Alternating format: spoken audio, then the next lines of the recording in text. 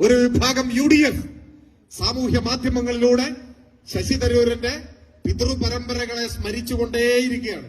അങ്ങനെ തന്തയ്ക്ക് വിളിക്കുകയാണ്, തെറി വിളിക്കുകയാണ്. ഇങ്ങനെ വിളിച്ചിട്ട് വല്ല കാര്യവും? സത്യം പറയുന്ന ഒരാളെ തെറി വിളിച്ചിട്ട് വല്ല കാര്യവും?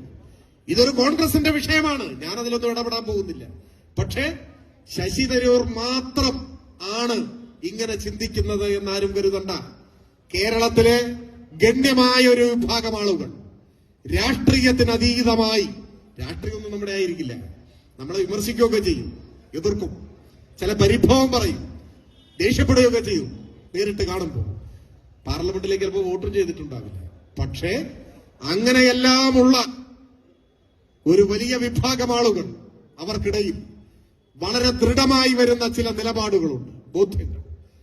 കേരളത്തിലെ ഗണ്യമായ ഒരു വിഭാഗം ആളുകൾ രാഷ്ട്രീയത്തിന് അതീതമായി ഇപ്പോ ഉറച്ചു പറയുന്നു,